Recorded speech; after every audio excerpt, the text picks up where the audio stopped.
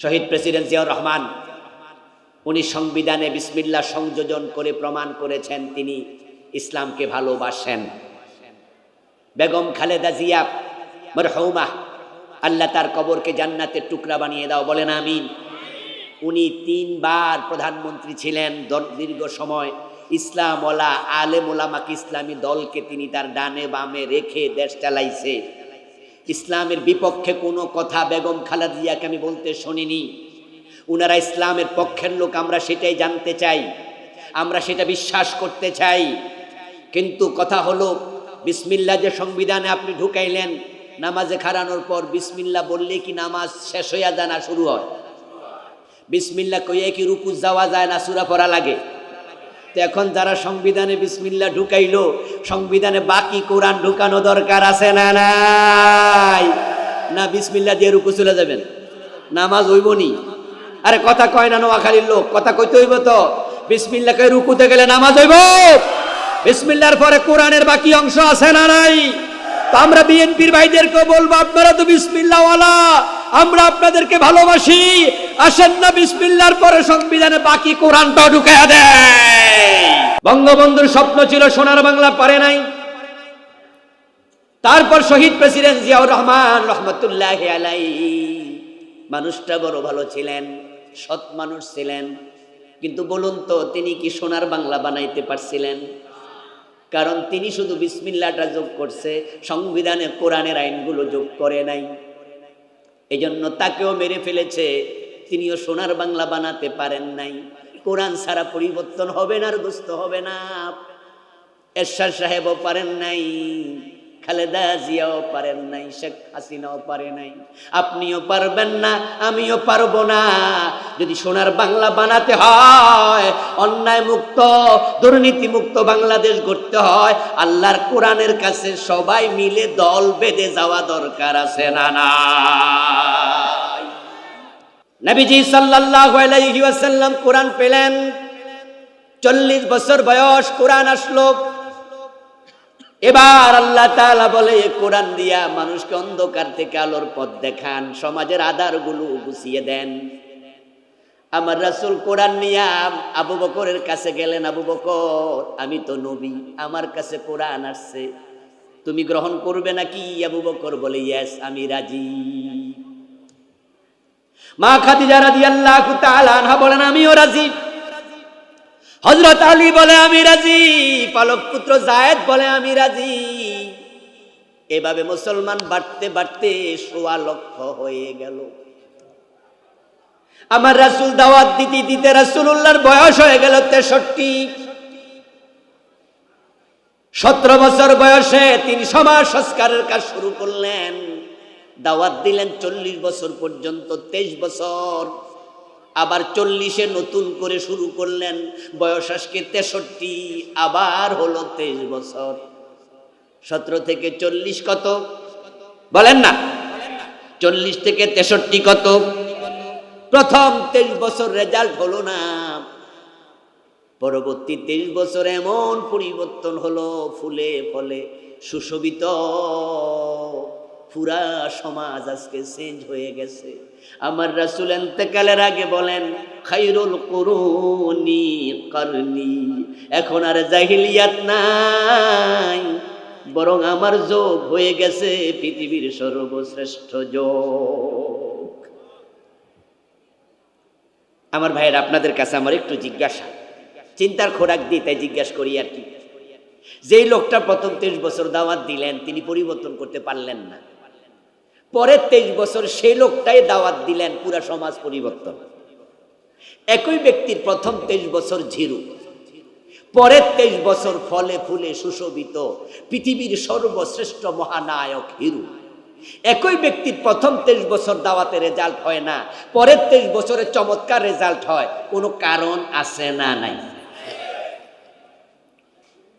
কি কারণ? উত্তর একটা, সেটা হলো, জবাব দেন, কি কারণ? কোরআন। প্রথম ২৩ বছর দাওয়াত দিয়েছেন, চেষ্টা করেছেন, কোরআন ছিল না, কোরআন ছাড়া। পরের ২৩ বছর দাওয়াত দিয়েছেন কোরআন দ্বারা। প্রমাণিত হয়ে গেল কোরআন ছাড়া সমাজ পরিবর্তন করা, বলেন আওয়াজ দিয়া, সমাজ পরিবর্তন করা যায় না, নবী মুহাম্মদ পারে নাই, তুমি কি? আপনি আর আমি কে? এটাই সত্য। 54 বছর হয়নি, কোরআন দিয়ে শুরু করা হয়ে যাবে। আরে আমাদের বঙ্গবন্ধু বড় শখ ছিল এটাকে সোনার বাংলা বানাবেন। কথা ছিল পশ্চিম পাকিস্তানিরা আমাদের উপর জুলুম করে, বৈষম্য। তাদের পূর্ব পাকিস্তান একরকম দেখে, তাদের পশ্চিম পাকিস্তানকে আরেক রকম দেখে।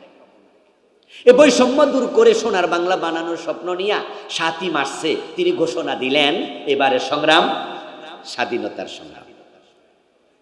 তিনি 3.5 বছরের কম বেশি দেশটা চালাইছে। আওয়াজ দিয়ে বলুন তো, তিনি কি সোনার বাংলা বানাইতে পারছেন? পারেন নাই। বরং তিনি 1.5-2 বছর পরে আফসোস করে বলেছিলেন, মানুষ পায় স্বর্ণের খনি, আমি পাইছি চোরের খনি। আপনারা যারা বুঝেন, যে যে দল করেন করেন গা, কিন্তু সত্য কথাটা বলেন। এই 3.5 বছর যে তিনি দেশটা চালাইলেন, 1.5 বছর পরে টের পাইলেন যে দেশে চোরের খনি। উনি বলছে ডানে চোর, বামে চোর, সামনে চোর, পিছনে চোর। এই চুরি বন্ধ করে মারা গেছে না চুরি ছিল? উনি চুরি বন্ধ করতে পারছে না? পারার কারণ আল্লাহর কোরআন দিয়ে তিনি হাত কাটা শুরু করে নাই। যদি কোরআনের আইন তিনি কায়েম করে দিতেন, হাত কাটা শুরু করে দিতেন, তিনি সোনার বাংলা দেখে তারপর মরতে পারতেন।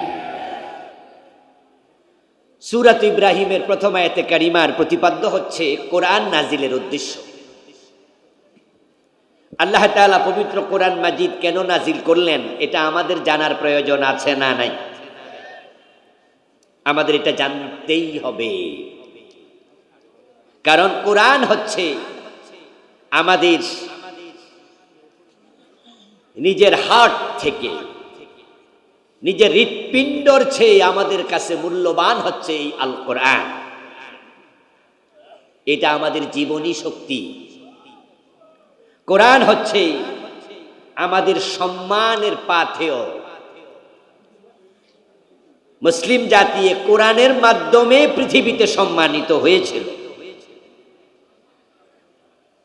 এ কোরআন আমরা বুক ফুলে পরিচয় দেই, এটা আমাদের কিতাব। আজকের পৃথিবীতে মানুষের সংখ্যা প্রায় 800 কোটি। এই 800 কোটি মানুষের মাঝে আমরা যারা মুসলিম, আমরা ব্যতীত কোরআন আমাদের কিতাব, এই কথা অন্য কোন ধর্মের মানুষ বলে না। 250 কোটির মতো খ্রিস্টান, তারা কোনোদিন বলবে না কোরআন তাদের কিতাব, তারা বলবে বাইবেল। ইহুদিরা বলবে তাওরাত, বৌদ্ধরা বলবে ত্রিপিটক, হিন্দুরা বলবে গীতা, মহাভারত, উপনিষদ, রামায়ণ। আর আমরা যারা এখানে আছি, আমরা সবাই মিলে বুক ফুলিয়ে পরিচয় দেই, আমাদের কিতাবের নাম হলো আল কোরআন। তো যে কিতাবের পরিচয় আমরা দেই, এই কিতাব আল্লাহ তাআলা কেন নাজিল করলেন তা কিতাবওয়ালাদেরকে জানতেই হবে। এই কিতাব হচ্ছে আল্লাহর এই জমিনের সর্বশ্রেষ্ঠ কিতাব। এই কিতাবের মতো দামি আর একটা কিতাবও নাই। এই কিতাবের কারণে নবী মুহাম্মদ সাল্লাল্লাহু আলাইহি ওয়াসাল্লাম সেরা নবী। উনার উপরে কিতাব নাজিল হওয়ার পর উনি নবুয়তের দাবি করলেন। কিতাব আসার আগে তিনি ছিলেন মুহাম্মদ ইবনে আব্দুল্লাহ। আর যখন ওহী নাজিল হলো, তখন তার পরিচয় হলো মুহাম্মাদুর রাসূলুল্লাহ। এই কিতাব উনার পরিচয়টাকে পরিবর্তন করে দিলেন। এই কিতাব সব মানুষের সম্মান বাড়াবে যদি এই কিতাবের সাথে তারা সম্পৃক্ত হয়। এমন এক কিতাব আল্লাহ আমাদেরকে দিলেন, এর সাথে যেই লাগে আল্লাহ কুরআন মাজিদে বলেন, ইয়ারফাইল্লাহুল্লাযীনা আমানু মিনকুম ওয়াল্লাযীনা উতুল ইলমা দারাজাত। এই কিতাব যাকে দেয়া হবে, কিতাব যে ইলম অর্জন করবে, আল্লাহ বলেন আমি নিজ দায়িত্বে তার সম্মান বাড়াইয়া দেব।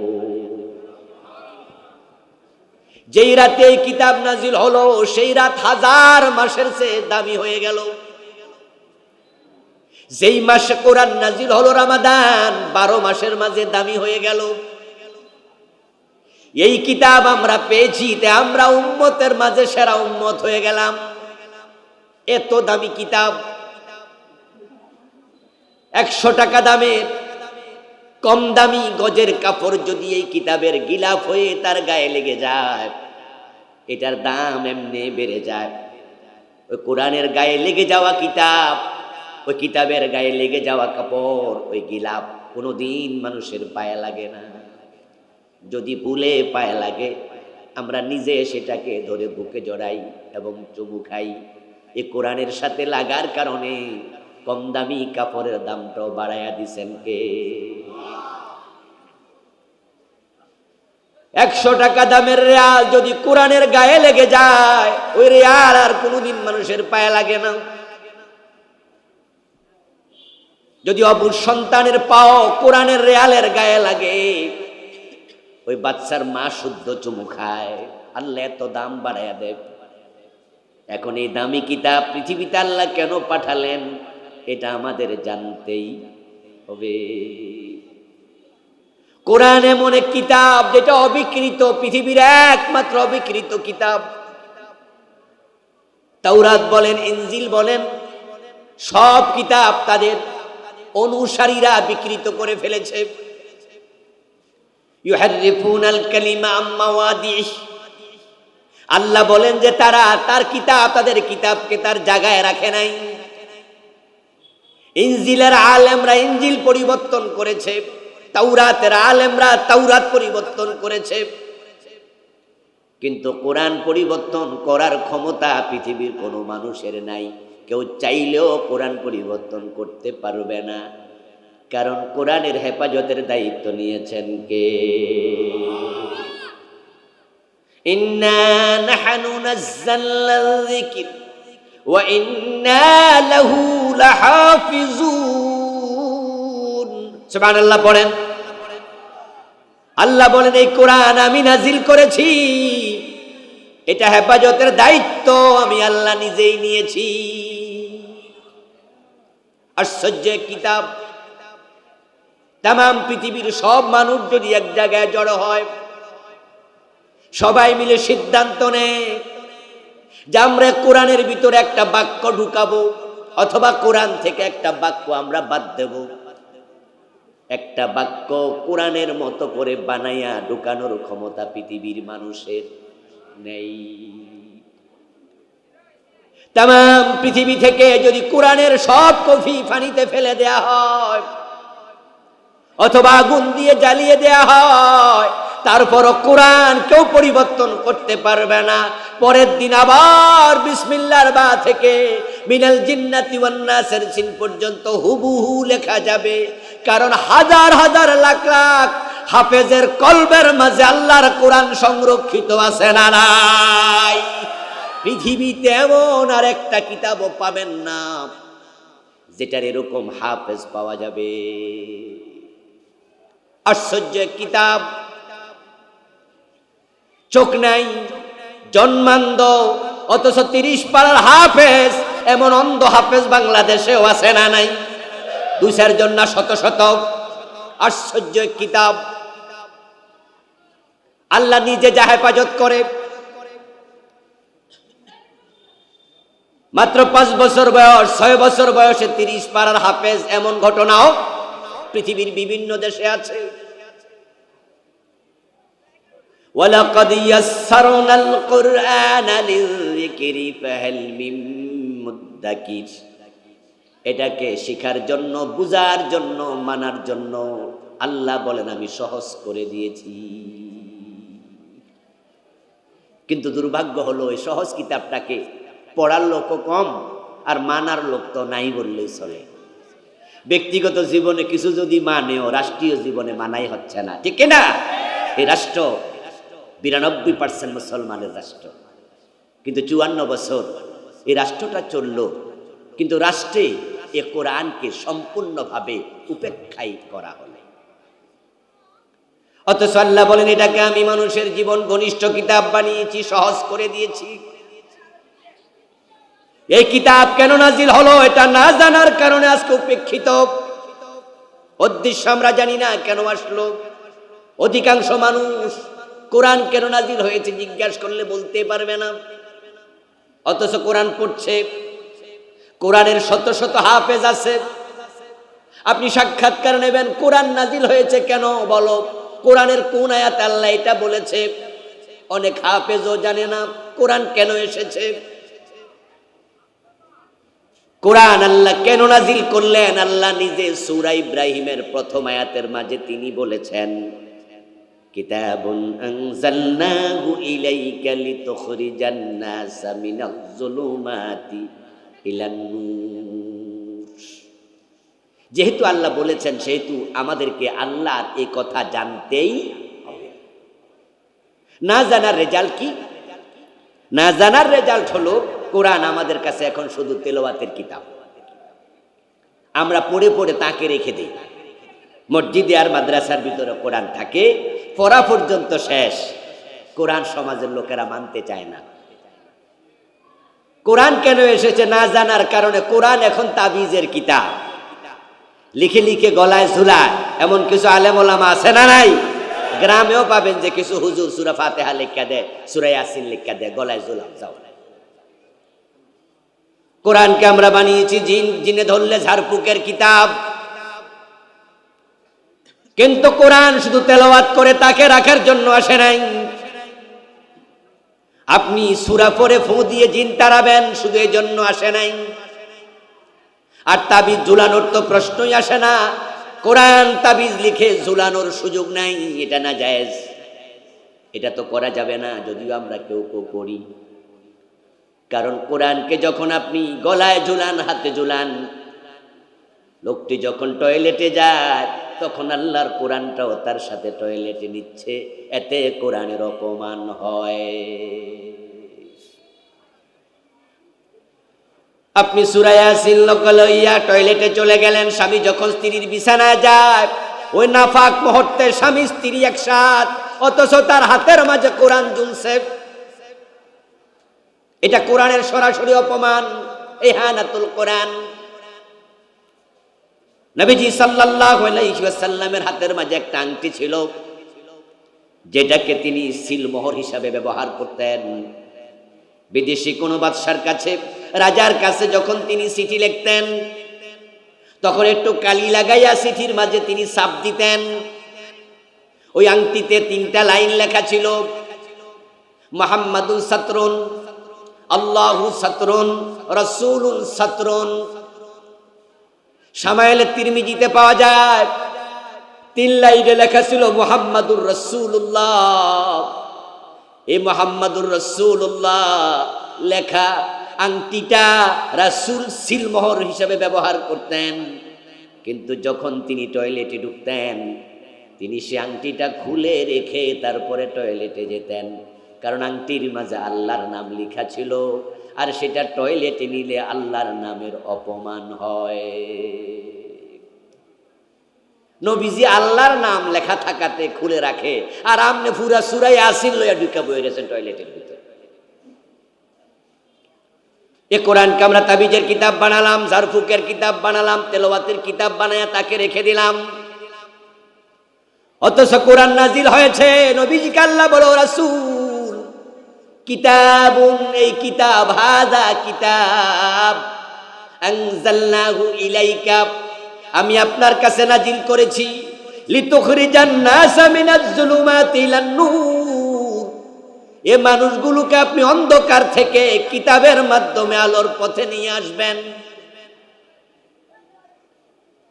অন্ধকার মানে মিথ্যা, অন্ধকার মানে সুদ, অন্ধকার মানে ঘোষ, অন্ধকার মানে চাঁদাবাজি, অন্ধকার মানে জুলুম, অন্ধকার মানে কুফর, অন্ধকার মানে শিরক, অন্ধকার মানে কাবায়ের, অন্ধকার মানে হুরমাত, আর আলোর নাম হলো ইসলাম।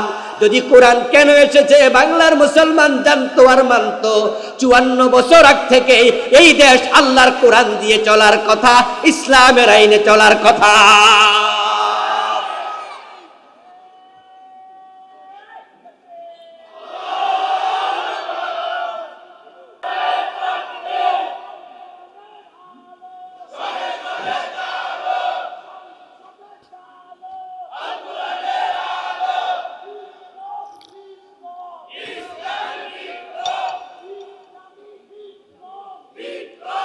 আমার প্রিয় ভাই, নবীজি মুহাম্মদ সাল্লাল্লাহু আলাইহি ওয়াসাল্লাম যখন মদিনার রাষ্ট্রপ্রধান ছিলেন 10 বছর, উনি ওই 10 বছর মদিনা নামক ইসলামী রাষ্ট্র মন মতো চালাইছেন না কোরআন মতো? আবু বকর, ওমর, ওসমান, আলী রাদিয়াল্লাহু তাআলা আনহুম 4 খলিফা। হযরত ওমর তো অর্ধ দুনিয়ার প্রেসিডেন্ট ছিলেন 10 বছর। হযরত ওসমান ছিলেন অর্ধ দুনিয়ার প্রেসিডেন্ট 12 বছর। 4 খলিফা মিলে 30 বছর ইসলামী রাষ্ট্র চালাইছে। জবাব যারা জানেন তারা চুপ না থেকে জবাব দেন। এই 4 খলিফা যখন অর্ধ দুনিয়া চালায়, মন মতো চালাইছে না কোরআন মতো? বাংলাদেশে কোরআন আছে না নাই? কোরআন দিয়ে বাংলাদেশ চলছে নাকি? আওয়াজ দিয়ে বলুন তো, চলা দরকার আছে না নাই? কেন চলে না? না চলার কারণ আমরা কোরআনকে মাদ্রাসায় আর মসজিদের তাকে রেখে দিয়েছি। সকাল সন্ধ্যা তেলাওয়াত করে প্রতি অক্ষরে 10 নেকি কামাইয়া আমরা খুশি। অথচ আপনি তেলাওয়াত করে কোরআন তাকে রেখে দেবেন, এজন্য কোরআন নাজিল হয় নাই। অন্ধকার থেকে আলোর পথ দেখাতে কোরআন এসেছে। আল্লাহ বলেন, নবীজি সাল্লাল্লাহু আলাইহি ওয়াসাল্লামের কাছে আল্লাহ এই আয়াত যখন নাজিল করলেন, আজ থেকে 1450 বছর আগে, অন্ধকার থেকে আপনি আলোর পথ দেখাবেন কোরআন দিয়া। ওই যুগটার নামে ছিল আইয়ামে জাহিলিয়া, অন্ধকার যুগ। মানুষগুলো অন্ধকারে ডুবেছিল। আসলেও ওই যুগের মানুষের মাঝে আলো ছিল না। তাই তাম দুনিয়ার শিক্ষিত, তাম দুনিয়ার কবি, সাহিত্যিক, লেখক, সাংবাদিক, তাম দুনিয়ার ভালো মানুষ, খারাপ মানুষ সবাই মিলে সেই যুগটার নামে দিল অন্ধকার যুগ, জাহিলিয়াতের যুগ। অন্ধকার যুগ মানে কি? ওই যুগে সূর্য আলো দেয় নাই বুঝি? চাঁদের মাঝে আলো ছিল না, তো অন্ধকার যুগ কেন বলা হলো? আসলে অন্ধকার বলতে রাতের আধার বুঝানো হয় না, বুঝানো হয়েছিল মানুষের মনোজগতের, অপরাধের জগৎ। ওই পুরা জগৎ আধারে ঢাকা ছিল। চুরি, ডাকাতি, রাহাজানি, ছিনতাই, খুন, অপহরণ, দর্শন, ইভেন তারা নিজের সদ্য প্রসূত কন্যা সন্তানটাকেও নিজ হাতে জীবিত কবর দিয়ে দিত। ওই মানুষগুলোর ভিতরে মনুষ্যত্ব ছিল না। তারা নিচে নামতে নামতে এতটাই নেমেছিল, হয়তো ইবলিস পর্যন্ত অবাক হয়ে বলতো, এত নিচে কেমনে নামলি? মা বাবা ছেলে মেয়ে একসাথে বসে মদ পান করত। কোন সুন্দরী যুবতী একা একা নিজের বাড়ি থেকে বের হওয়ার কোনো পরিবেশ ছিল না। রাতের আধারে অথবা দিনের আলোতে একা একা যদি বের হতো কোনো সুন্দরী, 1-2 মাইল যেতে যেতে না 1-2 বার দর্শিতা হয়ে যেত। তাদের গায়ের গহনা লুটেরার দল লুটে নিত। চুরি এবং ডাকাতি পেশার স্বীকৃতি ছিল। আমাদের লোকেরা যেমন রাস্তায় বসে বসে বিভিন্ন জন বিভিন্ন ব্যবসা করে, আবার অনেক লোক আছে যারা হেঁটে হেঁটে বিভিন্ন ব্যবসা করে। মাথার মাঝে ঝুড়ি নিয়ে মালামাল বেচে। যে যা মনে চায়, মাছ দোকান, আপনার সবজি দোকান, যে যেখানে মন চায় করে। জাহেলিয়াতের যুগে চুরি এবং ডাকাতি চোরেরা করতো, ডাকাতি করতো। এটাকে কেউ মাইন্ড করতো না, বলতো এটাও একটা পেশা বটে। নাউযুবিল্লাহ। ওই সুন্দরী যুবতীর গায়ের গহনা কেড়ে নিত, ইজ্জত লুটে নিত, এবং তার যদি কোপাকলে ছোট্ট বাচ্চা থাকতো, ছোট্ট বাচ্চাটা পর্যন্ত তারা লুট করে মেলায় নিয়া, বাজারে নিয়া, দাস বানাইয়া বিক্রি করে দিত। ইজ্জতের নিরাপত্তা ছিল না, সম্পদের নিরাপত্তা ছিল না, কোলের বাচ্চাটার নিরাপত্তা ছিল না। ওই যুগের নাম ছিল আইয়ামে জাহেলিয়া। আল্লাহ তাআলা প্রিয় নবী মুহাম্মদ সাল্লাল্লাহু আলাইহি সাল্লামকে সে যুগে পাঠালেন, পাঠিয়ে বললেন, ইন্না আরসালনাকা শাহিদাও ওয়া মুবাশশিরাও ওয়া নাযীরা ওয়া দাঈয়ান ইলাল্লাহি বিইযনিহি ওয়া সিরাজাম মুনীরা। অন্ধকার দূর করতে হলে আলো দরকার আছে না নাই? বাতি লাগবে, বাতি। ও নবী, আমি আপনাকে এই অন্ধকার যুগে বাতি বানায়া পাঠাইছি। নবীজি বাতি ছিলেন, এবং যে কোরআন আল্লাহ পাঠাইছে এটা আরেকটা বাতি। আমিনু বিল্লাহি ওয়া রাসূলিহি ওয়ান নূরিল্লাযী আনজালনা। তোমরা ঈমান আনো আল্লাহর উপর, রাসূলের উপর, এবং ওই নূর, ওই আলো, ওই বাতির উপরে যে আলো আমি আল্লাহ নাজিল করছি।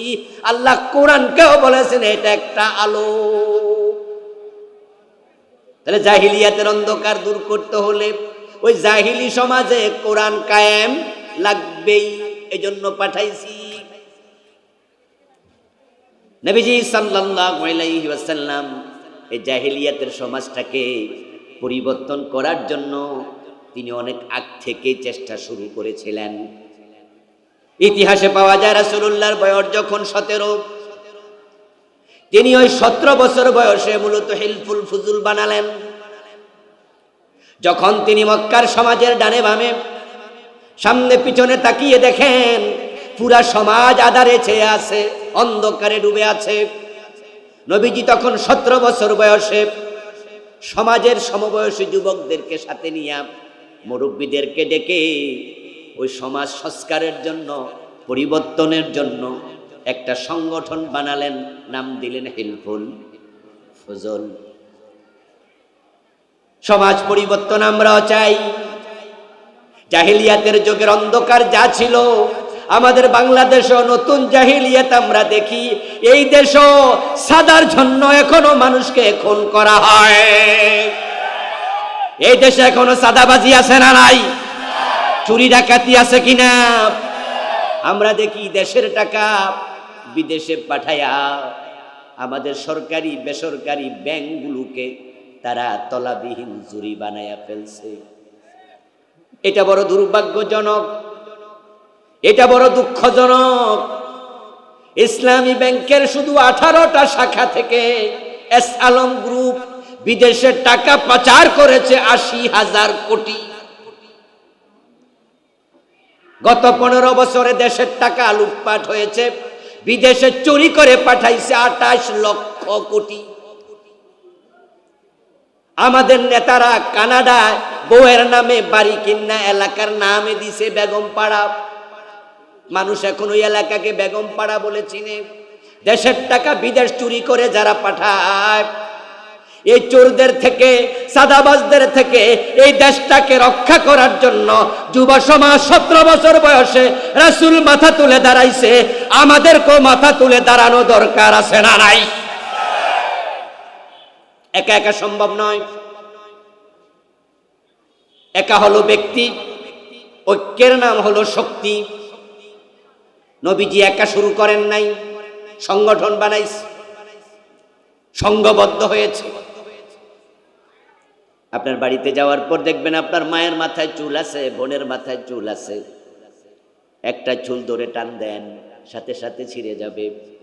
কিন্তু 10টা একসাথে টান মারবেন, আঙ্গুল কেটে যাবে, চুল আর ছিঁড়বে না। এতে বোঝা যায় ঐক্যের মাঝে শক্তি আছে না নাই?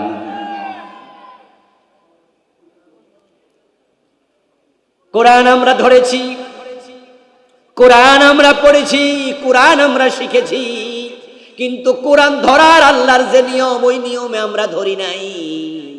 অনেকে আমরা বিচ্ছিন্ন, অথচ কোরআন ধরার নিয়মই হলো ঐক্যবদ্ধ হও। ওয়াতাসিমু বিহাবিলিল্লাহি জামিআন ওয়ালা তাফাররাকু। আল্লাহ তাআলা বলেন, আল্লাহর বান্দারা, আমার রশি, আমার কোরআন তোমরা সবাই মিলে ঐক্যবদ্ধভাবে এটাকে জড়ায়া আঁকড়াইয়া ধরো। আলাদা হয়ে কোরআন ধরার সিস্টেম নাই। কোরআনের বিধান সমাজে কায়েম করতে হলে আপনাকে ঐক্যবদ্ধ হওয়ার কোনো বিকল্প নাই। এই জন্য নবীজি সংগঠন বানাইছে ওহী আসার 23 বছর আগে, নবী হওয়ার আগে সংগঠন বানা হিলফুল ফুজুল। আলহামদুলিল্লাহ বাংলাদেশে কোরআন কায়েম নাই, এটা সত্য, কিন্তু কোরআন কায়েম করার জন্য কাজ করতেছে, সংগঠিত হয়েছে এমন ইসলামী সংগঠন আছে না নাই? ওখানে তুমি ঢোকো, ওখানে জয়েন করো, বিচ্ছিন্ন থাকবে না, বিচ্ছিন্ন থাকার অনুমতি নাই। ওয়াতাসিমু বিহাবলিল্লাহি জামিআ, আল্লাহর কোরআনকে সবাই মিলে এক ঐক্যবদ্ধ হয়ে ধরো, একা একা নয়। قال رسول الله صلى الله عليه وسلم انا امركم بخمس والله امرني بهن الجماعه والسمع والطاعه والهجره والجهاد في سبيل الله। নবীজি বলেন, আমি আল্লাহর পক্ষ থেকে আদিষ্ট হয়েছি, আল্লাহ আমারে 5টা ব্যাপারে আদেশ করেছে, আমি নবী তোমাদেরকে আদেশ করতেছি ওই 5টা ব্যাপারে। 1 নাম্বার আল জামাআ, তোমাদেরকে ঐক্যবদ্ধ থাকতেই, আলাদা থেকো না। বাংলার জমিনে কোরআন কায়েম হোক, এটা কে চায় না? আমি জানি আপনারা যারা এখানে আছেন সবাই বলবেন চাই, কিন্তু একা একা কোরআন কায়েম করা কি সম্ভব? যেমন চোর ধরে হাত কাটো, এমন কথা কোরআনে আছে না নাই? এই বিধানটা কি একা একা কায়েম করা যাবে? কোনো সুযোগ আছে? জেনা করলে 100 বেত লাগাতে হবে, এই কথাটা আল্লাহর কোরআনে আছে কিনা? আপনার এলাকায় কেউ জেনা করলে 100 বেত লাগাতে পারবেন? এটা কি একা কায়েম করা যায়?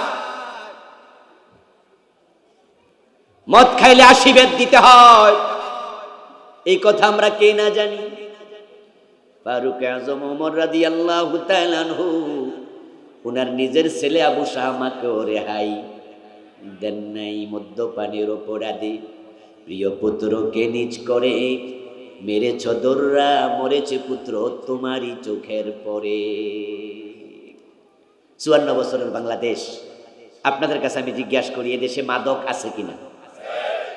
মদ খাওয়ার লোক আছে কিনা? কিন্তু 80 বেত কি আছে? একাকি কায়েম করা যাবে? এবার আপনারা বলুন তো, ইসলামের ফৌজদারি বিধানগুলো সমাজে কায়েমের জন্য সব মুসলমানকে ঐক্যবদ্ধভাবে প্রচেষ্টা শুরু করা দরকার আছে না নাই? তা আপনারা যারা বিচ্ছিন্ন, সমাজ ইসলাম কায়েম হোক আপনি চান, কিন্তু আপনার বিচ্ছিন্ন থাকা প্রমাণ করে আপনার এই চাওয়াটা আন্তরিক চাওয়া।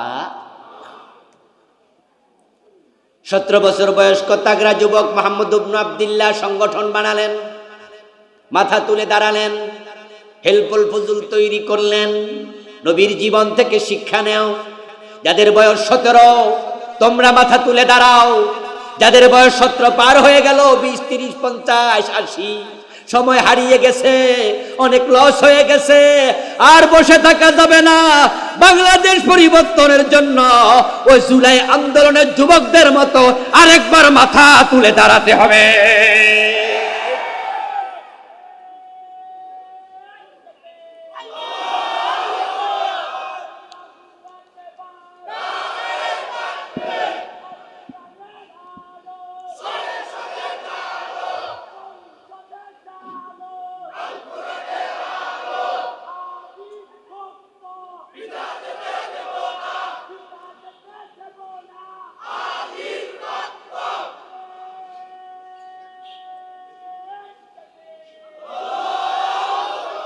নবীজি সাল্লাল্লাহু আলাইহি ওয়াসাল্লাম 17 বছর বয়সে সমন্বিত প্রয়াস শুরু করে দিলেন যুবকদেরকে সাথে নিয়ে। মানুষের বাড়িতে বাড়িতে গিয়ে দাওয়াত দিলেন, বললেন চুরি করো না, ডাকাতি করো না, খুন করো না, মেয়েদেরকে জীবিত কবর দিও না। সংস্কারের চেষ্টা শুরু। আমরা জুলাইয়ের পর থেকে সংস্কার শব্দটা শুনতেছি, ঠিক না? বাংলাদেশ সংস্কার চান? এই সমাজকে পরিবর্তন করতে চান? করতেই হবে, করতেই হবে, না হয় ভবিষ্যৎ প্রজন্ম ধ্বংস হয়ে যাবে।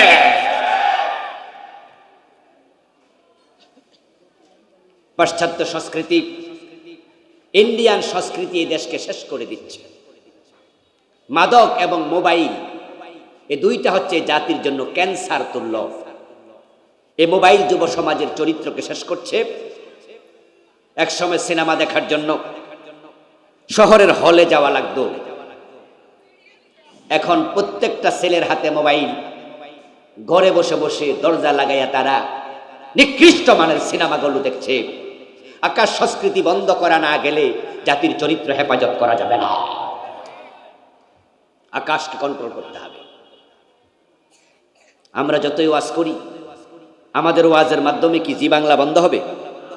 স্টার জলসা বন্ধ হবে? কিন্তু যদি সরকার চাস, বন্ধ করার সুযোগ সরকারের আছে না নাই? একদিনও লাগবে না, একদিন, জাস্ট একটা অর্ডার, দ্যাটস এনাফ।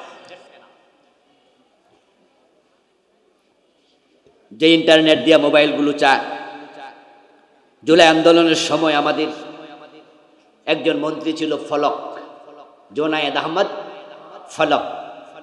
ফলকে ফলকে তার কথার পরিবর্তন ছিল। তিনি মাঝে মাঝে বলতেন যে ইন্টারনেট নিজে নিজে বন্ধ হয়ে গেছে, ঠিক না? আবার বলতেন যে না, সরকার বন্ধ করছে। ইন্টারনেট যখন বন্ধ করা হয় তখন কি মোবাইলে নাটক সিনেমা দেখা যায়? তাহলে এতে বোঝা যায় সরকারের হাতে বন্ধ করার ক্ষমতা আছে, আকাশকে কন্ট্রোল করা যায়। কিন্তু ওরা করবে না, কারণ যে সরকার বন্ধ করবে সে সরকারের নেতারাই তো চরিত্রহীন অধিকাংশ। মনে আছে টাকলা মুরাদের কথা? যে টাকলা মুরাদ সরকারের মন্ত্রী ছিল, এমপি ছিল। আমরা শুনেছি হোটেল সোনারগাঁয়ে গিয়ে কোন একজন সিনেমার নায়িকাকে ইনভাইট করছে, আমি এত নম্বর রুমে আছি, তুমি চলে আসো। ওই নায়িকা জবাব দিচ্ছে, আমি ব্যস্ত আছি, আজকে আসতে পারবো না।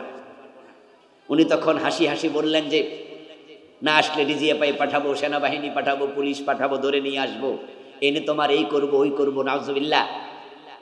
এই কথা যখন ফাঁস হলো অডিও আকারে, তখন তার এমপিত্ব চলে গেল, মন্ত্রিত্ব চলে গেল।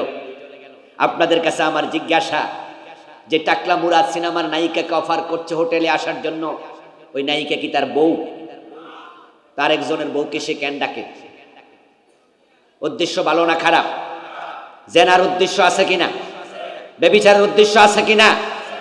এবার বলুন তো, ওই হোটেল সোনারগাঁয়ে মদের বার আছে কিনা? তো ওই হোটেলে যারা যায়, ব্যভিচার করে, জেনা করে, পরনারীকে ইনভাইট করে মোবাইলে, তারা কখনো এই দেশে মদ বন্ধ করবে না, তারা জেনার আইন করবে না, 100 বেতের আইন করবে না। এই জন্য তাদের হাত থেকে বাংলাদেশকে রক্ষা করার জন্য 17 বছর বয়সের যুবকেরা, তোমাদেরকে এখনই মাথা তুলে দাঁড়াতে হবে। নবীজি দাঁড়ালেন, কথা বলা শুরু করলেন। দাওয়াত দিতে দিতে প্রিয় নবী সাল্লাল্লাহু আলাইহি ওয়াসাল্লামের বয়স হয়ে গেল 40। চলে গেল দীর্ঘ 23 বছর।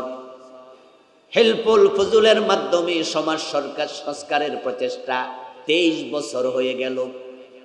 40 বছর বয়সে নবীজি সাল্লাল্লাহু আলাইহি ওয়াসাল্লাম একটু হিসাব মিলানোর জন্য পিছনে ফিরে তাকালেন। 23টা বছর তো কাজ করলাম, দেখি কতটুকু অ্যাচিভমেন্ট হলো, অর্জন হলো। অ্যাচিভ খোঁজার জন্য, অ্যাচিভ দেখার জন্য আমার রাসূল পিছনে ফিরে তাকায় দেখেন, পরিচিত একটা চোর চুরি ছাড়ে নাই, একটা ডাকাতও ডাকাতি ছাড়ে নাই, সমাজের সামান্য পরিবর্তন হয় নাই। অথচ 23 বছর তিনি চেষ্টা করলেন সংগঠিত হইয়া, কিন্তু রেজাল্ট ভালো নয়। নবীজি এবার অধিকতর গবেষণার জন্য, কেন রেজাল্ট হয় না এটা নিয়ে ভাবার জন্য তিনি ধ্যানে মগ্ন হলেন, চিন্তায় নত হলেন। ঘর থেকে বেরিয়ে গেলেন। 3 থেকে 4 মাইল দূরে জাবালে নূর নামক একটি পাহাড় আছে। ওই পাহাড়ের চূড়ায় একটা গুহা আছে, তার নাম গারে হেরা। আমার রাসূল সেখানে বসে চিন্তায় মগ্ন, ধ্যানে মগ্ন, কেন সমাজ পরিবর্তন হয় না? দাওয়াত তো দিলাম, দাওয়াত কেন কাজ হয় না? এই জন্য তিনি চিন্তায় বসলেন। এবার এখানে একটু থামতে চাই। আমাদের বাংলাদেশের বয়স 54 বছর পার হইয়া 55তে পড়ল। এই 54 বছর কি এদেশে তাবলীগের দাওয়াত চলে নাই? পীর সাহেবদের তালিম চলে নাই? বক্তাদের মাহফিল চলে নাই? 3.5 লাখ মসজিদ থেকে জুমার খুতবা হয় নাই? কিন্তু বলুন তো, এই দেশে সুদ কমেছে না বেড়েছে? ঘুষের লেনদেন কমেছে না বেড়েছে? মাদক কমেছে না বেড়েছে? বেপরদা কমেছে না বেড়েছে? অন্যায় অনাচার জুলুম কমেছে না বেড়েছে? তাহলে এখন 54 বছর ধরে তাবলীগ কাজ করে, রেজাল্ট ভালো না, সুদ ঘুষ বন্ধ হয় না, পীর সাহেবদের তালিম তাদরিস চলে, রেজাল্ট ভালো না, সুদ ঘুষ অন্যায় বন্ধ হয় না, আমাদের মাহফিল চলে, রেজাল্ট ভালো না, অন্যায় অনাচার বন্ধ হয় না, 3.5 লাখ মসজিদের খুতবা চলে, রেজাল্ট ভালো না, দেশটা পরিবর্তন হয় না। নবীজি 23 বছর পর ধ্যানে বসেছে। বাংলার ইসলাম প্রিয় সব মহলের আলেম নতুন করে ধ্যানে বসা দরকার আছে না নাই? ভাবো ভাবো, সমাজ পরিবর্তন কেন হয় না? এবার ধ্যানের রেজাল্ট কি শুনুন। আমার রাসূল ধ্যানে মগ্ন, গারে হেরায় জিবরিল আমিন আসলেন, আল্লাহ পাঠালেন। সূরা আলাকের প্রথম 5 আয়াত নিয়ে কোরআন আসলো। নবীজিকে জিবরিল 3 বার বুকের সাথে জড়ায়া ধরলেন, তারপর ছেড়ে দিয়ে নাজিল করলেন, ইকরা বিসমি রাব্বিকাল্লাযী খালাক, খালাকাল ইনসানা মিন আলাক, ইকরা ওয়া রাব্বুকাল আকরাম আল্লাযী আল্লামা বিল কলম, আল্লামাল ইনসানা মা লাম ইয়ালাম। সুবহানাল্লাহ পড়েন। আস-সাইয়ু মিন্না ওয়াল ইতমামু মিনাল্লাহ।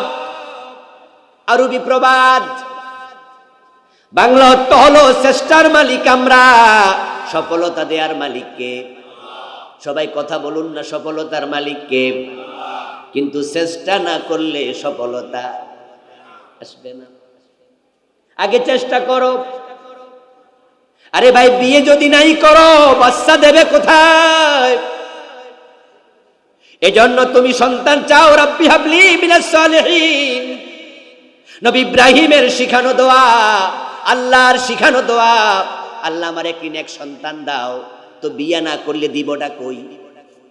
এজন্য বিয়া আগে না দোয়া আগে? কথা বলে না কেন ভাইয়েরা? সফলতা আগে না কাজ শুরু আগে? তো চেষ্টা তো করবেন।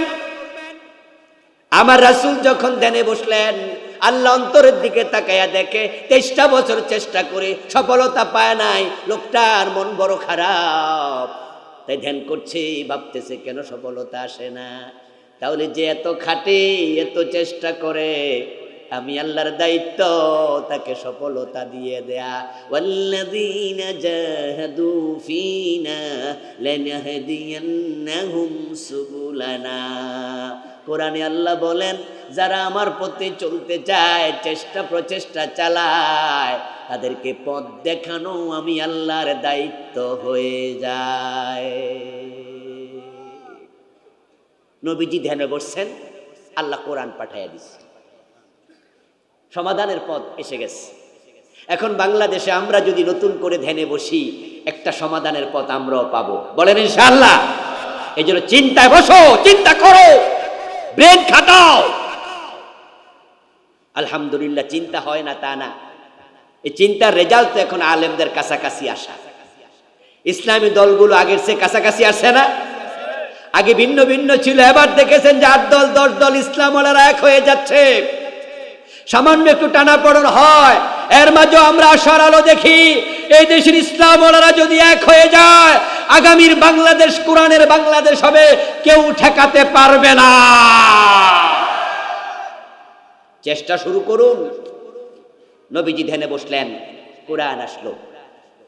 সূরা আলাকের প্রথম 5 আয়াত নাজিল করে জিবরিল আমিন চলে গেলেন।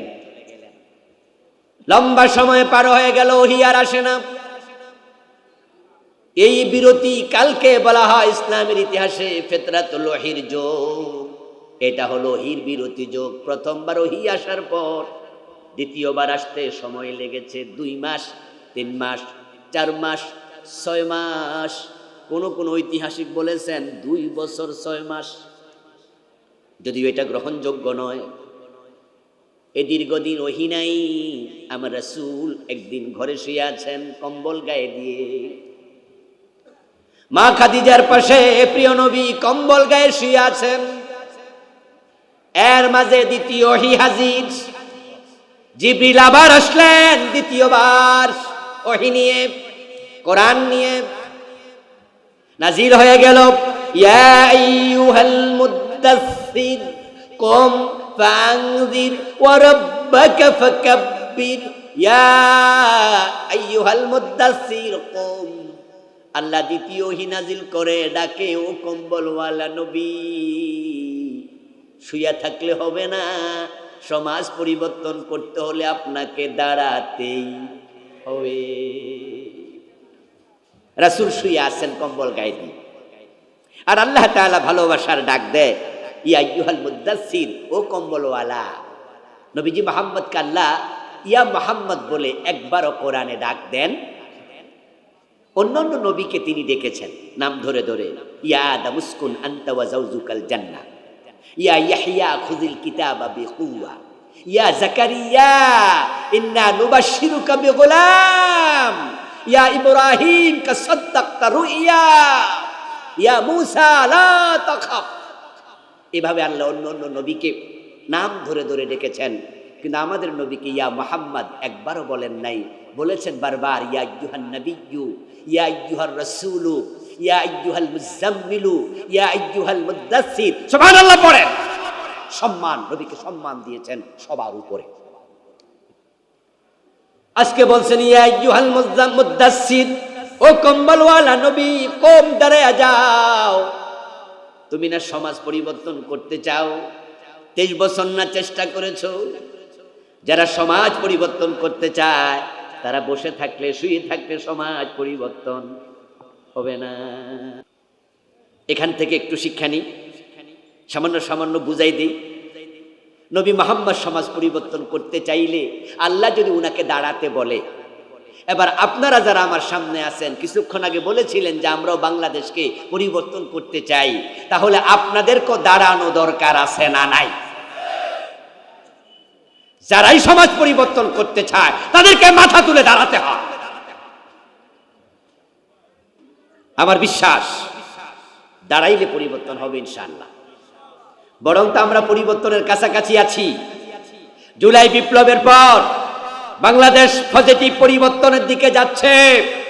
রামেরা পালিয়েছে, বামেরা পালিয়েছে, এখন বাংলাদেশ কোরআনওয়ালার বিসমিল্লাহওয়ালাদের হাতে অলরেডি চলে এসেছে। এখন বামপন্থীরা নাই।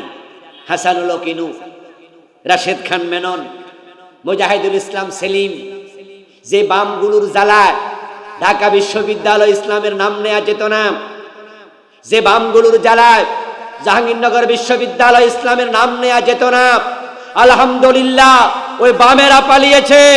আল্লাহ বড় বড় বিশ্ববিদ্যালয়গুলো ইসলাম ওলাদের হাতে তুলে দিয়েছে।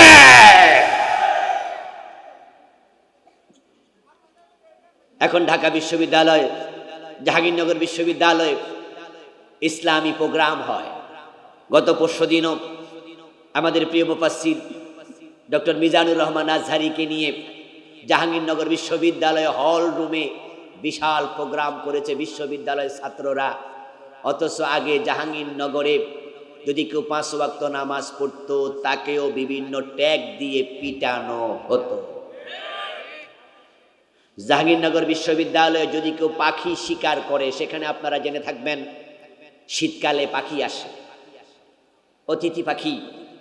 অতিথি পাখি হত্যা করলে 500 টাকা জরিমানা ছিল, কিন্তু ইসলাম যারা মানে তাদেরকে হত্যা করলে 1 টাকা জরিমানাও ছিল না। জাহাঙ্গীরনগরে এটা অঘোষিত অনুমোদন ছিল ইসলামওয়ালাদেরকে হত্যা করা, ইউনিভার্সিটি থেকে বের করে দেয়া, তাদেরকে বিভিন্ন ট্যাগ দিয়ে জুলুম করা, এটা জাহাঙ্গীরনগরে অনুমোদিত ছিল। আলহামদুলিল্লাহ জুলাই বিপ্লবের পর পজিটিভ চেঞ্জ। এখন রামেরা আর বামেরা নাই।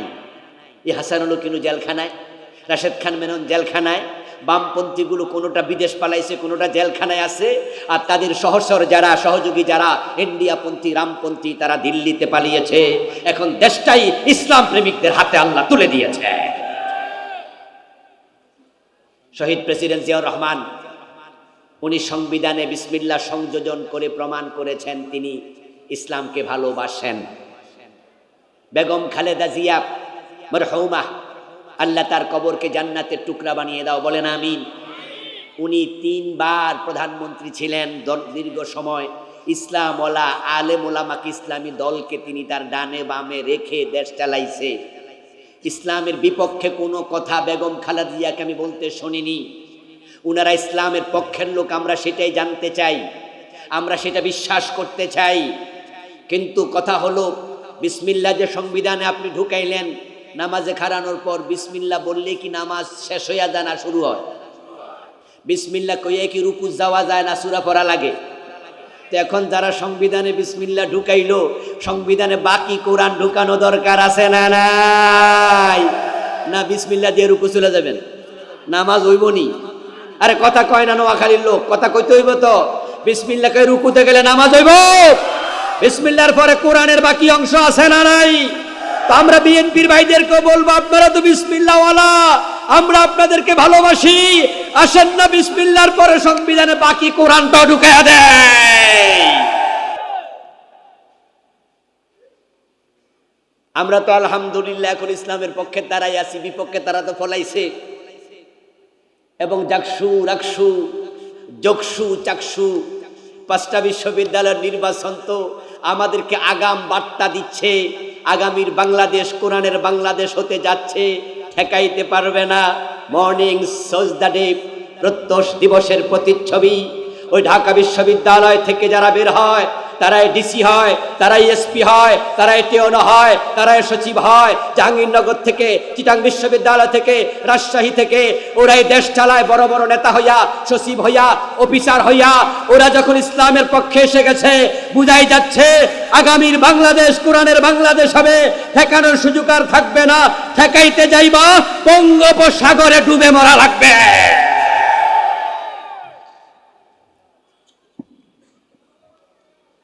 নবীজি সাল্লাল্লাহু আলাইহি ওয়াসাল্লাম কোরআন পেলেন, 40 বছর বয়স কোরআন আসলো। এবার আল্লাহ তাআলা বলে, কোরআন দিয়া মানুষকে অন্ধকার থেকে আলোর পথ দেখান, সমাজের আধারগুলো গুছিয়ে দেন। আমার রাসূল কোরআন নিয়া আবু বকরের কাছে গেলেন, আবু বকর, আমি তো নবী, আমার কাছে কোরআন আসছে, তুমি গ্রহণ করবে নাকি? আবু বকর বলে, ইয়েস, আমি রাজি। মা খাদিজা রাদিয়াল্লাহু তাআলা আনহা বলেন, আমিও রাজি। হযরত আলী বলে, আমি রাজি। পালক পুত্র যায়েদ বলে, আমি রাজি। এভাবে মুসলমান বাড়তে বাড়তে 1.25 লক্ষ হয়ে গেল। আমার রাসূল দাওয়াত দিতে দিতে রাসূলুল্লাহর বয়স হয়ে গেল 63। 17 বছর বয়সে তিনি সমাজ সংস্কারের কাজ শুরু করলেন। দাওয়াত দিলেন 40 বছর পর্যন্ত, 23 বছর। আবার 40-এ নতুন করে শুরু করলেন, বয়স আজকে 63, আবার হলো 23 বছর। 17 থেকে 40 কত বলেন না? 40 থেকে 63 কত? প্রথম 23 বছর রেজাল্ট হলো না, পরবর্তী 23 বছর এমন পরিবর্তন হলো, ফুলে ফলে সুশোভিত পুরা সমাজ আজকে চেঞ্জ হয়ে গেছে। আমার রাসূল ইন্তেকালের আগে বলেন, খায়রুল কুরুনি করনি। এখন আর জাহিলিয়াত নাই, বরং আমার যুগ হয়ে গেছে পৃথিবীর সর্বশ্রেষ্ঠ যুগ। আমার ভাইয়ের, আপনাদের কাছে আমার একটু জিজ্ঞাসা, চিন্তার খোরাক দিই তাই জিজ্ঞাসা করি আর কি। যেই লোকটা প্রথম 23 বছর দাওয়াত দিলেন, তিনি পরিবর্তন করতে পারলেন না। পরের 23 বছর সেই লোকটাই দাওয়াত দিলেন, পুরা সমাজ পরিবর্তন। একই ব্যক্তির প্রথম 23 বছর জিরো, পরের 23 বছর ফলে ফুলে সুশোভিত পৃথিবীর সর্বশ্রেষ্ঠ মহানায়ক হিরো। একই ব্যক্তির প্রথম 23 বছর দাওয়াতে রেজাল্ট হয় না, পরের 23 বছরে চমৎকার রেজাল্ট হয়। কোনো কারণ আছে না নাই? কি কারণ? উত্তর একটা, সেটা হলো, জবাব দেন কি কারণ?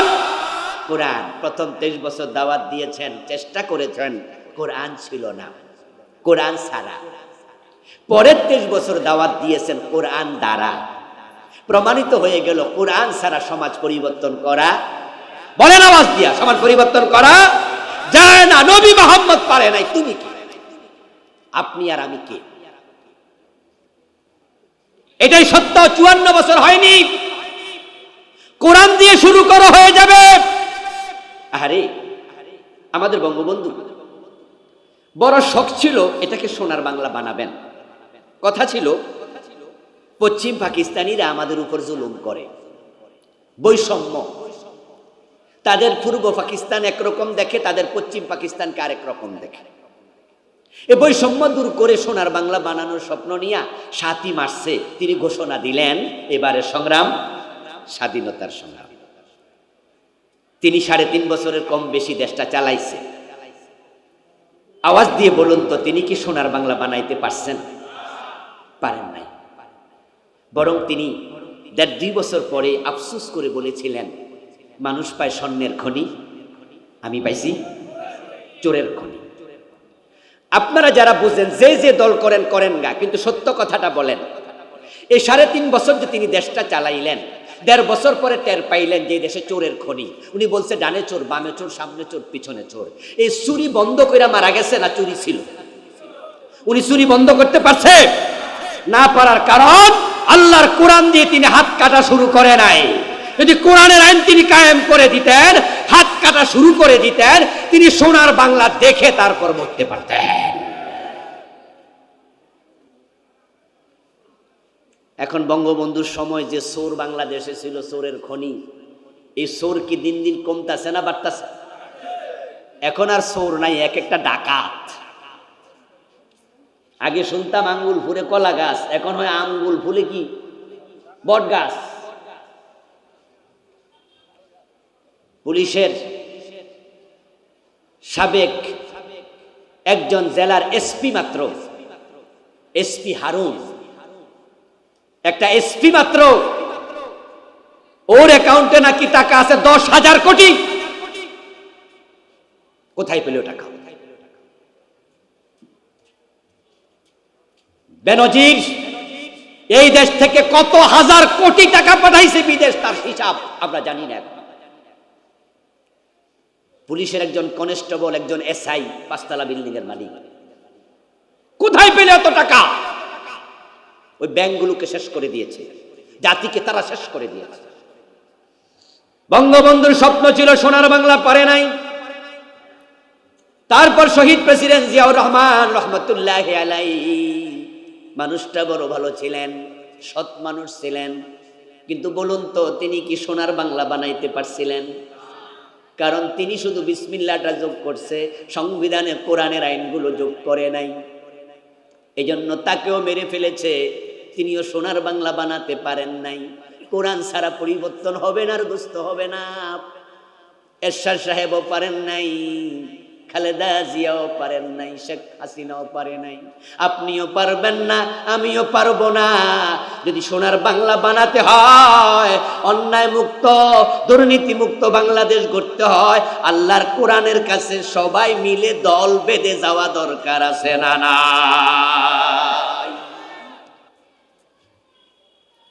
আরে ভাই সত্যি এটা সোনার বাংলা। এই দেশটা যে কত সুন্দর, আবহাওয়া যে কত চমৎকার, এই দেশের মাটি যে কত উর্বর, এটা বিদেশ না গেলে জানবেন না, বুঝবেন না। আল্লাহ তাআলা আমাকে জাপান, আমেরিকা, ইউরোপ, আরব কান্ট্রির অনেক দেশ দেখার সুযোগ দিয়েছে। এই দুই চোখে দেখে বলছি, এই জমিন আল্লাহর বড় নিয়ামত। কিন্তু শুধু সমস্যা আমাদের নেতারা চোর আর বাটফা। এটা হলো 1 নাম্বার সমস্যা। যদি বলি একমাত্র সমস্যা, এটাই একমাত্র সমস্যা। আমার প্রিয় ভাই, 8-10 বছর আগে, না জানি আর একটু কম, 5-6 বছর আগে, একবার নভেম্বরে আমেরিকায় 10 দিনের সফর ছিল। আপনাদের নোয়াখালীর এমন লোক পাই, এই অগাস্টে আমি 3 দিন ছিলাম, এই যে গত অগাস্ট নিউ ইয়র্কে প্রোগ্রাম ছিল, 3 দিনের কনফারেন্স ছিল। নোয়াখালীর অনেক ভাইকে আমেরিকায় গেলে পাই। তো আমার নভেম্বরের সে শীতের সফরে এত ঠান্ডা লাগছে, আমি নাক টান দিয়া দেখি আমার শ্লেষার সাথে রক্ত বের হচ্ছে। তা আমি আমার বাংলাদেশি এক ভাইরে বললাম যে এত ঠান্ডায় দেশে থাকেন কেমনে? উনি মুস্কি হাসি দিয়া বলো, হুজুর এখনো তো শীত আসে নাই, ঠান্ডা তো এখনো শুরুই হয় নাই। যদি আপনি জানুয়ারির ফার্স্ট উইকে থাকেন তাহলে বুঝবেন ডিসেম্বরের শেষে আর জানুয়ারির শুরুতে ঠান্ডা কারে কয়। বলে আমাদের দেশে বরফ পড়ে, তুষারপাত হয়, রাস্তায় আমরা বের হতে পারি না, এমনও হয় 2-3 দিন লাগাতার। আমেরিকার অনেক অঙ্গরাজ্য তুষারের নিচে থাকে, গাড়ি পর্যন্ত চলে যায় তুষারের নিচে। 3 মাস 4 মাস ফল হয় না, ফসল হয় না, গাছের পাতা পর্যন্ত থাকে না। তারপরে আমেরিকা গরিব না ধনী। তুরস্কে গিয়েছিলাম এক সফরে, দেখি ইস্তাম্বুলের প্রায়গুলো বিল্ডিং এর ছাদ এরকম উঁচু উঁচু কার্ভ করা। তা আমি আমার বাংলাদেশে একবারে বললাম যে আমাদের দেশের বিল্ডিং এর ছাদ হয় ফুটবল খেলার মাঠের মতো ফ্ল্যাট, আপনাদের বিল্ডিং এমন কেন? উত্তর দিল 3-4 মাস সেখানে বরফ থাকে, এই বরফ যখন গলে যায় তখন গলতে সুবিধা হয়, তাই ছাদগুলো কার্ভ করা।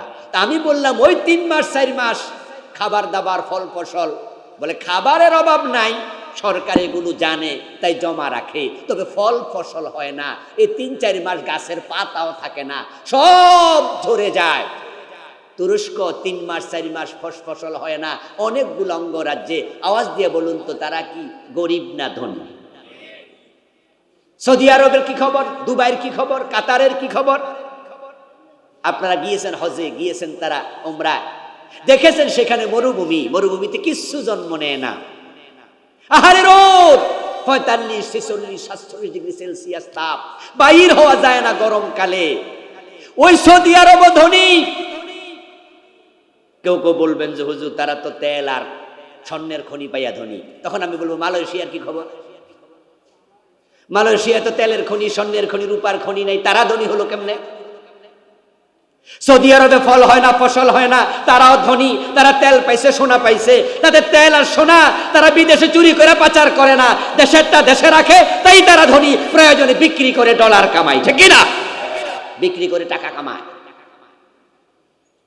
আর আমাদের দেশের নেতারা দেশের টাকা বিদেশ পাঠাইয়া দেয়, উল্টা, সম্পূর্ণ উল্টা। আমাদের লোকেরা মধ্যপ্রাচ্যে যায় চাকরি করে, রাস্তার মাঝে কাজ করে, ওখান থেকে মাসে 30,000 50,000 কামাইয়া দেশে রেমিটেন্স পাঠায়। তাদেরকে আমরা বলি রেমিটেন্স যোদ্ধা।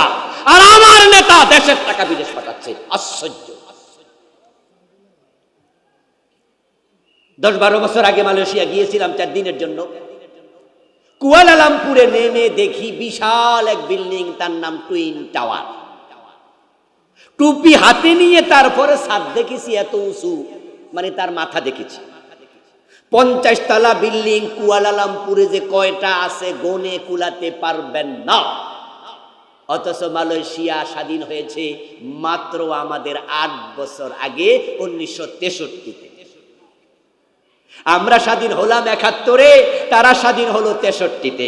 মালয়েশিয়ার আবহাওয়া আমাদের বাংলাদেশের মতো, তাদের স্বর্ণের খনি নাই, রূপার খনি নাই, তেলের খনি নাই, আমাদের যেমন নাই সামান্য খনিজ পদার্থ, তাদেরও তাই।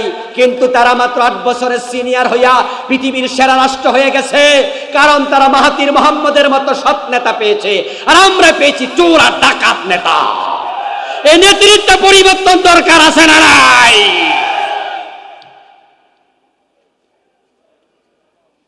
আমি তো বলি কোরআনের আইনের কাছে আসলে শান্তি।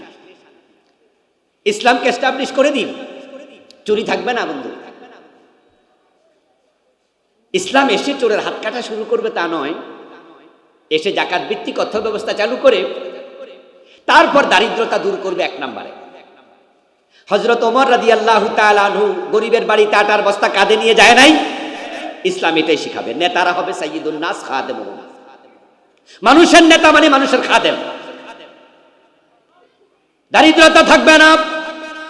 এরপরও যারা অভাবে চুরি না করে স্বভাবে চুরি করবে, হাত কাটার আইন চালু করে দাও। 100 চোরের হাত কেটে দেখো, 1000 চোর তারের মতো সোজা হয়ে যাবে। যেই মাদক যুব সমাজকে শেষ করে দিচ্ছে, এই মাদক থেকে জাতিকে 54 বছরে তারা মুক্ত করতে পারে নাই। কেমনে পারবে? ওই যে বললাম টাকলা মুরাদের মতো নেতা যারা নিজেরা মদ খায়, তারা কখনো মাদক বন্ধ করবে না। এজন্যই তো একটা অফিস বানাইছে মাদকের বিরুদ্ধে, রাষ্ট্রীয় অফিস। ওই অফিসের নাম দিছে মাদক নিয়ন্ত্রণ অধিদপ্তর। আপনারা জবাব দিন, আমরা কি মাদক নিয়ন্ত্রণ চাই না নির্মূল চাই? কি চান? তো নির্মূল চাইলে নির্মূলের অফিস কই? নেতারা এমনি মাইকের সামনে আসতে দেখবেন যে এমন কথা কয় না, মনে হয় যেন ফেরেশতা। মাইক সামনে পাইলে আমরা মাদকের ব্যাপারে জিরো টলারেন্স, অথচ নির্মূলের একটা অফিসও আজ পর্যন্ত বানায় না, বানাইছে নিয়ন্ত্রণ। আচ্ছা, শব্দের মাইর ফেস আছে কিন্তু। আপনারা যখন নোয়াখালী থেকে ঢাকায় যান, মাঝে মাঝে কিছু বাসের ড্রাইভার বেশি গতিতে চালায় না, রাস্তা ফিরি পাইলে কিন্তু 100-তে চালায় দেয়। তখন পিছনে যাত্রী যারা আছে মাঝে মাঝে লাফ মারে ফুটবলের মতো। কিছু স্পিড ব্রেকার আছে না, ওখানে যে এমন ধাক্কা মারে যে আপনি সাদে বাড়ি খাইবেন অবস্থা। তখন আপনারা কি বলেন? এই ড্রাইভার, গাড়ি নিয়ন্ত্রণে চালাও। বলেন না? নিয়ন্ত্রণ মানে কি স্টার্ট বন্ধ করে দাও? নিয়ন্ত্রণ মানে হলো চালাও, তবে 60-70-এ চালাও, 80-তে বেশি, এর বেশি না। তো আমাদের দেশের মদখোররা যখন দেখে অফিসে লেখা আছে মাদক নিয়ন্ত্রণ, তখন এরাও বোঝে 70-80-তে চলে। এই জন্য মাদক নিয়ন্ত্রণ অফিসের কর্মকর্তা অফিসে বইয়া বিড়ি টানে, এমন ঘটনা আছে। যারা নিজেরা মদ খায়, নিজেরা চরিত্রহীন, ওরা মাদক বন্ধ করবে না। আমাদের হাতে দিয়ে দাও, কোরআনের হাতে তুলে দাও রাষ্ট্রকে, মাদক বন্ধ করতে 6 মাসও লাগবে না, জিরোতে চলে আসবে। এটা ইসলামপন্থীদের দ্বারাই সম্ভব, কারণ কোন ইসলামওয়ালা মদের বোতল টাচ করে না। প্রশ্ন হতে পারে, 6 মাসের ভিতরে আপনারা কিভাবে বাংলাদেশকে মাদক মুক্ত করবেন? এই উত্তরটা দিয়ে আমি আলোচনার শেষ দিকে যাব। প্রিয় ভাইয়েরা আমার, আল্লাহ শুকরিয়া, 56,000 বর্গ মাইলের বাংলাদেশ। এই 56,000 বর্গ মাইলের বাংলাদেশের সীমানায় এক বোতল ফেন্সিডিল তৈরি হয় না। যত ফেন্সিডিল আসে সব ইন্ডিয়া থেকে। একটা পিস ইয়াবা তৈরি হয় না। যত ইয়াবা সবই মায়ানমার থেকে আসে। এক টুকরা সামান্য এক, আপনার বলা চলে একটু বালিকণার মতো এক কণা হেরোইন বাংলাদেশে তৈরি হয় না, সবটা বিদেশ থেকে আসে। তা আপনি বর্ডার ক্লোজ করে দেন, বর্ডার সিলগালা করে দেন, বলে দেন বিজিবিকে, সেনাবাহিনীকে এক বোতল ফেন্সিডিল ঢুকবে না, ঢুকলে চাকরি থাকবে না। এয়ারফোর্সকে বলে দেন আকাশপথে কোনো মাদক আসবে না। নেভিকে বলে দেন জলপথে কোনো মাদক ঢুকবে না। মদ যদি দেশে না আসে খাবে কোত্থেকে? তারপরেও যদি কেউ খায় 80 বেতেরান চালু করে দাও, তারের মতো সোজা হয়ে যাবে।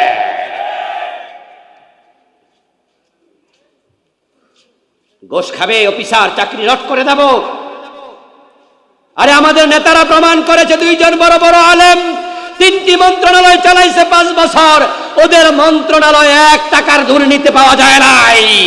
প্রমাণ হয়েছে ইসলাম ওনাদের হাতে বাংলাদেশ নিরাপদে থাকে। এই জন্য সবাই মিলে আসুন না কোরআনের দিকে। 1 নাম্বার কোরআন পড়ুন, প্রত্যেকে পড়বেন, সবাই শিখবেন বিশুদ্ধভাবে। 2 নাম্বার কোরআন বুঝুন অর্থসহ। 3 নাম্বার কোরআন মেনে চলুন। ব্যক্তি জীবন, পারিবারিক জীবন, রাষ্ট্রীয় জীবন, আন্তর্জাতিক জীবন, আমরা থাকবো যেখানে, ইসলাম থাকবে সেখানে, কোরআনের বিধান থাকবে সেখানে। আমার ওয়াজের মাঝে রাজনীতি খুঁজতে যাবেন না। আমি কোন দলের কথা বলিনি, আল্লাহর কোরআনের কথা বলেছি। যার হাতে কোরআন থাকবে আমরা তার সাথে মিলে যেতে চাই, সে এবার যেই হোক। আর যার কাছে কোরআন থাকবে না তার সাথে আমাদের সম্পর্ক রাখা যাবে না। কোরআনের পক্ষে আসা দরকার আছে না নাই? এজন্য আমরা কোরআনের ব্যাপারে দল মত ভুলে যেতে চাই। যারা কোরআন থেকে বিমুখ, আল্লাহ আপনাকে হাসরের ময়দানে অন্ধ বানিয়ে তুলবেন। নাহশুরুহু ইয়াউমাল কিয়ামাতি আ'মা। যারা কোরআন থেকে বিমুখ, নবীজি মুহাম্মদ সাল্লাল্লাহু আলাইহি সাল্লাম আপনার বিরুদ্ধে আল্লাহর আদালতে মামলা দায়ের করবেন, নবীর শাফাত পাবেন না। এজন্য জান্নাত পেতে চান, দুনিয়ায় শান্তিতে থাকতে চান, কোরআনটাকে বরণ করুন, গ্রহণ করুন, কোরআনের কাছে দৌড় মেরে এসে সংযুক্ত হয়ে যান। আল্লাহ তুমি তৌফিক দাও, বলুন আমিন। হাযা মা ইনদি ওয়াল ইলমু ইনদাল্লাহ আলাইহি তাওয়াক্কালতু ওয়া ইলাইহি উনীব। প্রিয় ভাইরা, না উঠে একটু বসুন। কিছুক্ষণ পর ইসলামী মনজ্ঞ